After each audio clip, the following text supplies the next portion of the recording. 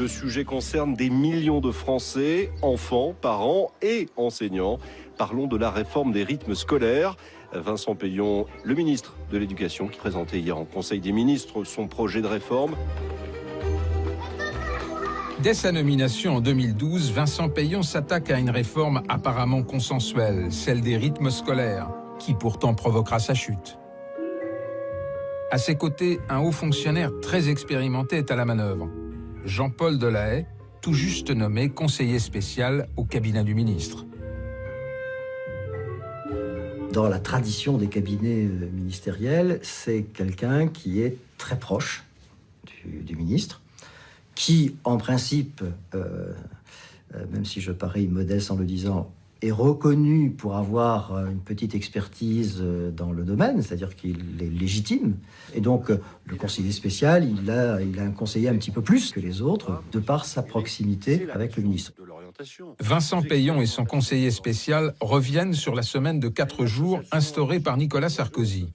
Au nom de l'intérêt de l'enfant, le projet est d'étaler la semaine sur 4 jours et demi et de réduire le nombre d'heures de cours dans la journée. Mais pour les parents et les enseignants, cette demi-journée supplémentaire est perçue comme une charge. Quant aux activités périscolaires, elles vont coûter cher aux communes.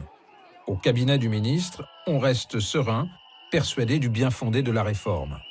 Le petit groupe que nous étions, plutôt bien informé, je crois qu'on peut le dire, de ce qui fait le système éducatif aujourd'hui, n'avait en aucune manière occulté les difficultés et savait très bien ce qui nous attendait. On disait très clairement, ça ne va pas passer tout seul. Alors aujourd'hui, les enseignants sont dans la rue, les parents d'élèves sont désorientés.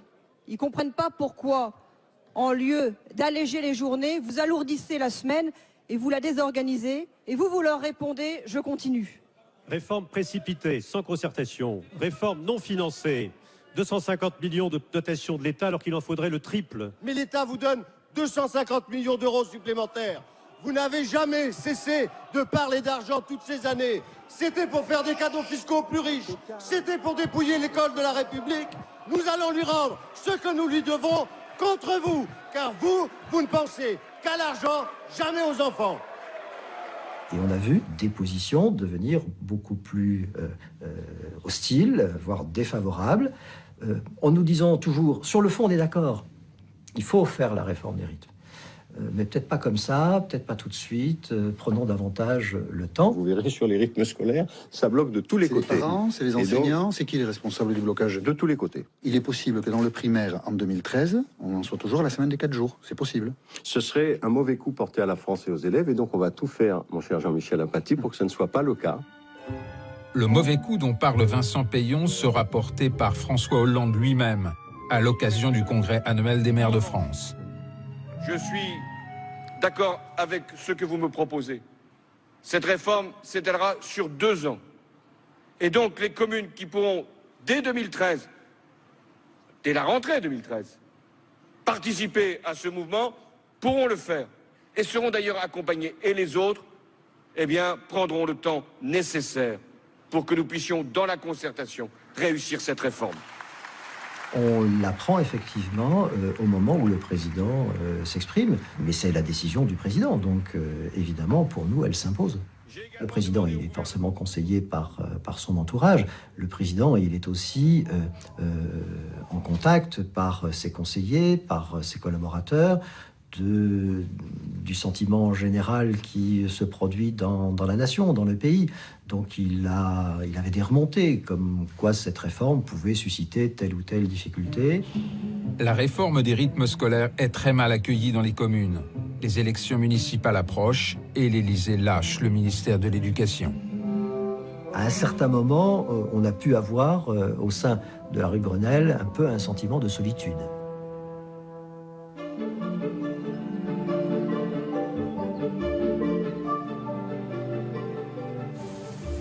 Municipal 2014. Vos journaux parlent ce matin de déroute historique ou de désaveu massif pour qualifier la défaite socialiste à l'issue du 2e acte des municipales. Les électeurs votaient dans 6455. François Hollande juge que la réforme des rythmes scolaires a sa part dans cette déconfiture. Vincent Peillon est mis à la porte Benoît Hamon prend le relais avec pour mission apaiser les tensions. Ben voilà, c'est moi. Et je me retrouve dans cette situation de devoir succéder à un grand ministre de l'Éducation nationale. Pourquoi j'ai été nommé là? Parce que j'étais politique et qu'il fallait quelqu'un de politique pour renouer un dialogue qui semblait éteint et surtout trouver, je rappelle le contexte, la réforme des rythmes scolaires s'était appliquée à quelques milliers de villes volontaires. Il me revenait, après les municipales perdues, où les villes étaient passées de gauche à droite, de généraliser à la rentrée suivante, dans des villes opposées à la réforme, le principe d'une réforme. Donc on était sur une ligne de crête un peu étroite. Entre-temps, Jean-Paul Delahaye n'est plus conseiller spécial. Il est repassé du côté de l'administration comme directeur général de l'enseignement scolaire, le haut fonctionnaire le plus puissant du ministère. Et il reste un farouche défenseur de l'esprit de la réforme Peillon. Le nouveau ministre engage tout de suite un travail sur les rythmes scolaires en considérant qu'il fallait sans doute encore faire un pas supplémentaire pour apaiser un climat considéré comme difficile pour la rentrée 2014. Mais la première réunion de Benoît Hamon avec les directeurs de son administration ressemble fort à un examen de passage. Les hauts fonctionnaires s'amusent à rappeler qu'ils sont les maîtres. Ça se jauge, ça se renifle, ça se tâte, comme toujours dans ce genre de moment-là. Au moment où je commence à dire, voilà comment je vois les choses, mais honnêtement, il va falloir que je me mette dans les dossiers, j'ai besoin que vous m'alimentiez, etc. Parce que faut que je travaille au moins pendant 15 jours à un mois à me mettre à jour, quoi. On a beau être politique, c'est pour ça que j'avais été choisi. Il faut quand même être ministre de l'Éducation nationale. Et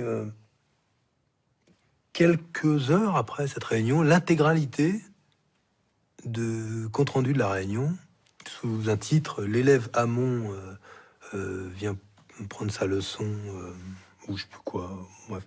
Il y a l'élève Hamon, et sur le site du monde.fr.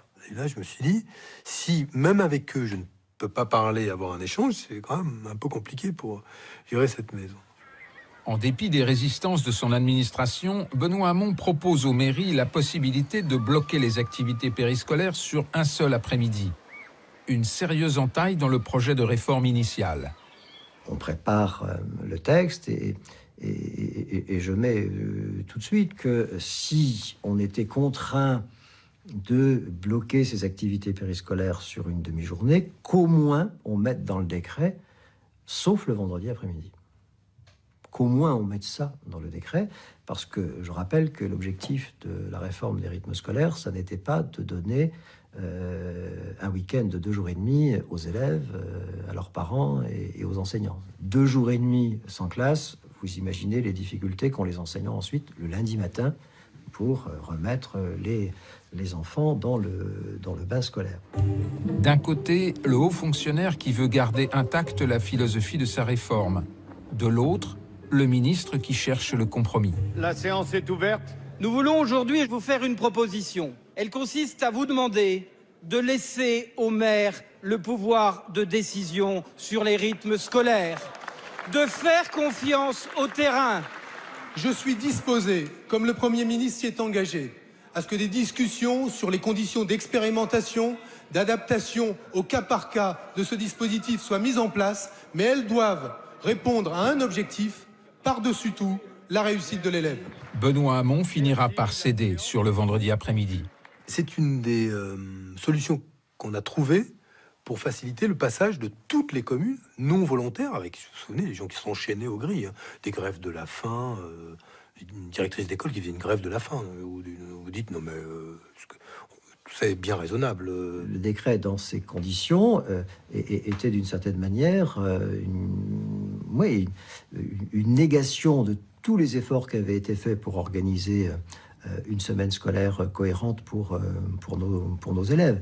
Et donc j'ai dit au ministre que je ne pourrais pas présenter cela en Conseil supérieur de l'éducation et que donc je lui remettais ma démission, ce que j'ai fait le 30 avril, c'est-à-dire quelques jours avant le Conseil supérieur de l'éducation. Certains ont choisi une posture très en majesté, qui consiste à dire l'épure de la réforme ne sera pas respectée.